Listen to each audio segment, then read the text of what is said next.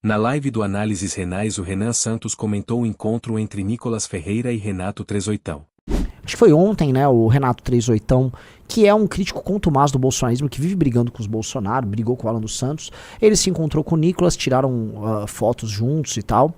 E, naturalmente, o bolsonarismo está reagindo, né? Em inglês existe o termo que é os loyalists, né? Os lealistas, né? Não existe a versão disso em português, então são os leais ao mito, mas não né, mais do que ser leal, ele é um defensor da lealdade, né? Serem os defensores da lealdade ao Bolsonaro, eles estão vindo a público brigar com o Nicolas por conta disso, e assim, serei honesto, com razão, o Nicolas, ele tá indo com essa estratégia de tensionamento o tempo todo. Ele aproxima de um cara, eles, mas o cara xingava a gente, mas eu não posso ficar amigo dos outros, não tem que ficar, né, tempo todo. E ele faz isso como método, porque como ele basicamente, e é muito engraçado isso, né, prestem atenção no que ele tá fazendo.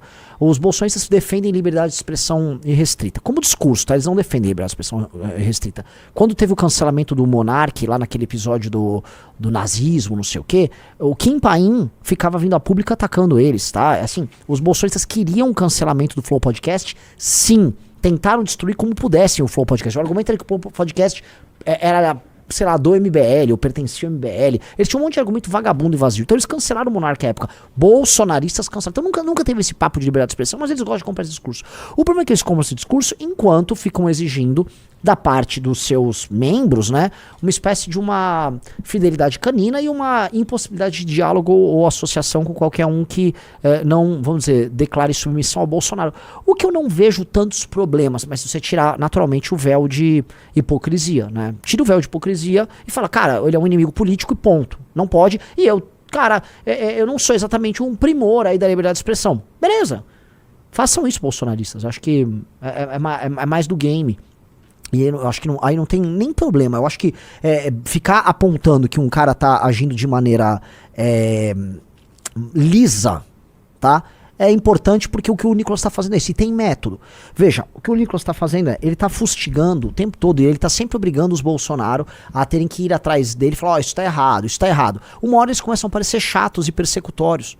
Tipo, não pode, eu não posso aparecer com o Marçal, eu não posso aparecer agora com o Renato Trezoitão, eu não posso fazer campanha pra fulano, eu não posso fazer não sei o quê, eu não posso criticar não sei o quê, né? Então ele tá fustigando e quem parece o vilão nessa história são eles e não o Nicolas. Então ele tá fazendo esse jogo, né? E é um jogo malandro, porque eu acho muito engraçado. Eu até tuitei agora há pouco, Riso, eu até põe meu tweet no ar, porque esse tweet é a cara desse assunto, né? Aqui, ó. Abandonar o mito quando destruía a Lava Jato, ria de morto por Covid, torrava cartão corporativo e tentava golpe de Estado, ninguém quis, né? Só agora que ele será preso que seus fiéis amigos despertaram para o problema?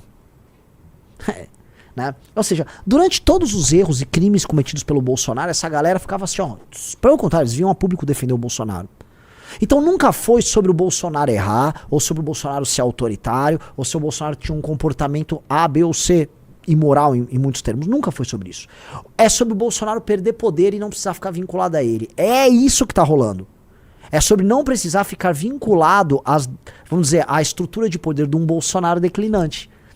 Então essas pessoas são só oportunistas. O Nicolas criticava isso quando o Bolsonaro, né, o cristão Bolsonaro ria de gente que morria de Covid na pandemia. O Nicolas ficava excursionando na pandemia com seus amiguinhos. E era muito engraçado, era ele e um grupo de meninos, né? Todos ficavam viajando juntinhos, né? Enfim, e viajando lá e tal, bababá, olha só o Covid, não sei o quê, que ele não tinha que ter nenhuma política de restrição na época da pandemia, né?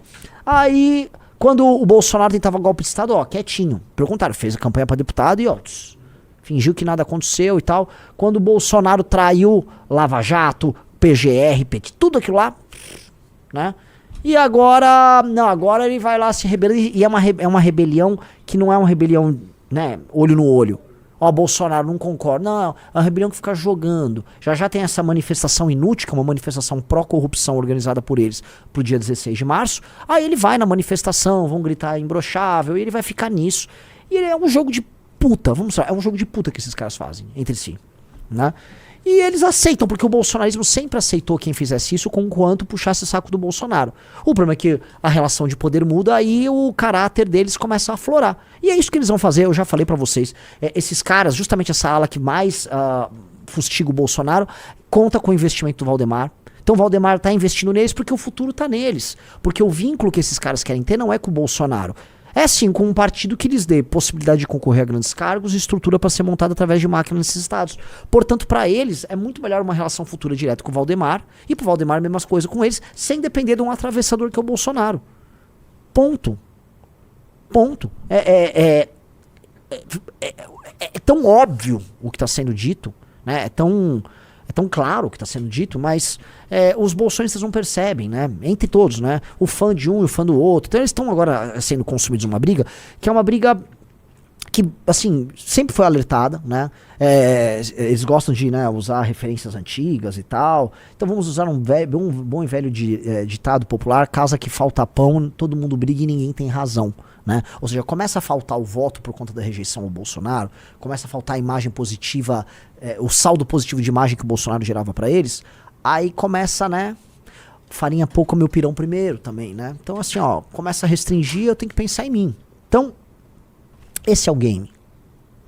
Esse é o game dessas pessoas, tá? E é um game que a gente sabe como funciona, a gente sabe qual é, e se você fala assim, né, o riso... Qual a tua opinião? Quem você acha que tá mais certo nessa briga? Os Bolsonaro ou esses caras que rompem com o Bolsonaro? Qual é a tua opinião? Bolsonaro. Eu também acho. Eu acho que os Bolsonaro... Porque assim, esses caras devem aos Bolsonaro. Esses caras viveram a imaginação do Bolsonaro por muito tempo e agora eles querem descartar e jogar no lixo porque o Bolsonaro vai preso. E aí, conforme o Bolsonaro vai preso, vão revelar mais um monte de coisa do Bolsonaro que todos eles sabem que é verdade. E todos eles sabem que aconteceu. Mas que eles, de maneira muito cômoda, ficam quietos. Porque sempre passaram pano pros crimes do Bolsonaro. E não é passar pano só pra decisões erradas. Eu tô falando pra crimes. Eu tô falando pra imoralidades e traições das mais absurdas. Eu tô falando, assim, de coisa baixa. E viu que eles topavam com quanto eles pudessem se eleger usando a imagem do Bolsonaro. Aí agora o Bolsonaro se torna inadequado? Que tipo de lealdade é essa? Se eles não são leais ao Bolsonaro, que basicamente eles devem tudo ao Bolsonaro, eles devem tudo a esse cara, eles vão ser leais ao eleitor? O eleitor ora o eleitor. O eleitor ora o eleitor. Né? A lógica da relação de um direitista na contemporaneidade com seu eleitor é a lógica do abuso puro e simples. É o abuso intelectual, é um abuso emocional. Basta ver o que Milley, não sei exatamente se a Meloni, disseram que sim, e o Trump e os Bolsonaro fizeram usando criptomoedas. Eles fizeram o tal do rug pull, o pump and dump, né? Oferece uma moeda, essa moeda é patriótica, é moeda não sei o que, é não sei o que. Eles são donos dos tokens e tal, valoriza, aí puxa, golpe em todo mundo, mete uma grana no bolso, engana os próprios seguidores, o seguidor nem reclama. Fica igual o bobo só vendo. Que é feito de trouxa porque quis também ser esperto, né? Então esse é o tipo de coisa que é feita, assim, é um tipo de relação que é abusiva. Então hoje já é meio que abusiva a relação, e eu acho que esses políticos, inclusive começar pelos Estados Unidos, eles entenderam que é a única relação possível e que tá autorizado ser assim, que eu acho que é uma das coisas mais humilhantes que tem, né, tratar o eleitor e o militante como um bosta, você se aproveitar do cara da maneira mais baixa possível. E lógico, porque esses caras eles constroem, né, um discurso que em parte é verdadeiro, que é um discurso do tipo, o Ocidente acabou, a América está acabando, tá? Todo mundo é inimigo, o único cara que presta é o Trump. Em parte é verdadeiro, no sentido de que, realmente, né, os Estados Unidos passam por uma crise assim assado, o establishment assim assado, o sistema assim assado, beleza, todo mundo sabe disso. Agora, a única resposta é o Trump, e você depende do Trump, senão tudo acabou. Aí, lógico, o cara fica emocionalmente preso, né, em categorias de raciocínio sobre política e sobre inimigos e aliados que o Trump dá, e aí o cara pode ser abusado, porque é assim que a relação funciona quando você tem organizações em que o topo trata a base como alguém a ser explorado. E a direita, a tônica da direita é essa. Isso eu precisava explicar uma coisa. A tônica da direita é o cinismo. A tônica da direita é o cinismo puro e simples. Eu nunca vi a direita tão cínica, porque a direita ela era radical e idealista alguns anos atrás.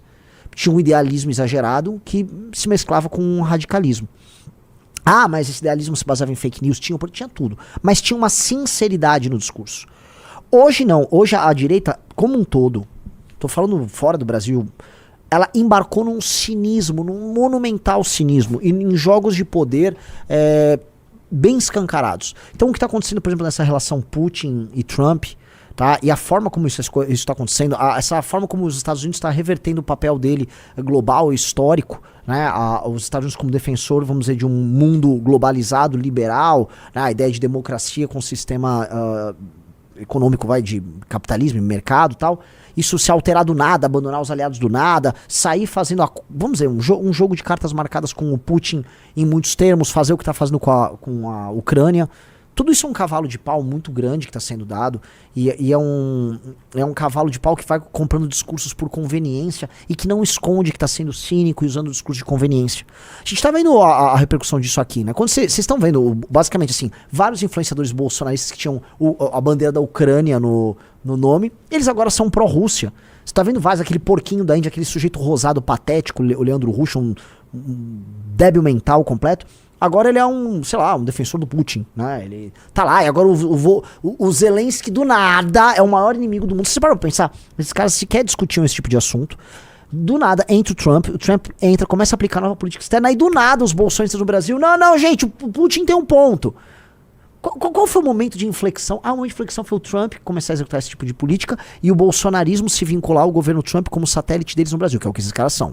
Eles são satélite do... E até imagino que vai acontecendo. Em muitos termos, o bolsonarista, ele puxa tanto o saco do Trump, imagina que o Trump vai interferir aqui no Brasil pra ajudar o Bolsonaro, pra salvar o Bolsonaro de uma eventual prisão, que aí, né, ou pegar o Xandão, que aí eles falam, não, vamos ficar na vassalagem, vamos se humilhar da maneira mais absurda possível, porque, né, é o que nos resta, né? Nós somos vassalos do Trump. E vocês precisam entender isso. Eleger um Bolsonaro aqui no Brasil significa entregar o Brasil, não para os Estados Unidos, mas entregar o Brasil para o trumpismo. É uma das coisas mais ridículas. Se a pessoa é, no mínimo, assim, não tô nem falando um nacionalista, um patriota, tô falando assim, se um sujeito é soberanista, se o cara acredita na soberania do Brasil sobre o seu próprio território e que o Brasil tem que cuidar dos seus próprios problemas, tem que ser dono dos seus projetos e pensar em aumentar sua influência para o mundo, um cara minimamente soberanista, conceber o tipo de relação que o bolsonarismo tem com o Trump sair quase morto. Caramba, é um cara de direita que fica ouviram, e esse cara quer fazer uma base americana no próprio solo, né? Isso é absolutamente doentio. É absolutamente doentio. Então, esse cinismo misturado com submissão gerou esse troço que é um vale tudo. Que é uma direita que, né, o que importa é a próxima eleição, é o próximo dinheiro, é o próximo truque, é a próxima desculpa que você vai utilizar, né? Vocês devem ter visto também o Brasil Paralelo. O Brasil Paralelo entrou nisso, né? Nunca esperei nada. Eu sempre falei, conheço os casos do Brasil Paralelo. Eu me lembro da reunião que o Arthur deixou de vender pro Brasil Paralelo, né? O Arthur e o Nando eram os maiores vendedores do Brasil Paralelo quando o Brasil surgiu, né? E aí o Arthur queria parar de vender eles porque, em resumo, eles estavam completamente malucos já no Olavo Bolsonarismo. Eles foram no gabinete do Arthur tentar convencer o Arthur a voltar. Eu tava lá esse dia e eu falei, cara, o que vocês estão fazendo, cara? É um governo do imbecil, tudo cheio de cagada, traiu isso e aquilo, e vocês acham que tem que ficar puxando o saco? Aí que eles responderam, mas a gente é uma empresa, né? Tipo assim, mano, né? Era isso, né? Era isso. E aí eles continuaram, eles ganharam muito dinheiro, ficaram enormes, e assinatura pra lá e pra cá, né? É um negócio assim, o que está por trás da pandemia. Teve aquele Brasil, como é que é? 64, entre armas e livros, em que basicamente eles fundamentavam a ideia do Olavo, tá? De modo a criar uma tensão assim, com militares e tal, e até com o 88, pra justificar lá na frente o discurso golpista, que é o que aquele documentário fazia. Né, tinha uma narrativa maior que passava, 64, que passava da redemocratização, que dava o tom do né, mas não é com esses militares aí, né? Que era o tom, inclusive, do que foi a tentativa de organização ideológica que os bolsonaristas fizeram para instrumentalizar as pessoas para manifestações, e que o povo deveria erguer seu líder, e isso geraria naturalmente sublevações na polícia e em setores das Forças Armadas para que o Bolsonaro tentasse o que ele tentou no final de 2022, que foi um golpe de Estado usando as Forças Armadas, e ele não conseguiu fazer. Mas era uma das funções dos caras, além de ganhar dinheiro, e agora os caras estão nessa assim, do nada, os caras viraram russetes, né? Do nada, né? Tô olhando com muita curiosidade, né? Porque assim, aí você percebe o cinismo dessa direita. É um cinismo completo. Do nada, agora o Putin é um novo herói. E a gente sabe muito bem, né? Eu não tô falando que esses caras estão recebendo dinheiro do Putin. Acho que eles nem precisam, né? Mas é muito engraçado que todo mundo, do nada, plup, virou uma chave. Muito engraçado. Do nada, assim, né? Se você gostou do vídeo, Inscreva-se no canal para acompanhar mais cortes como esses.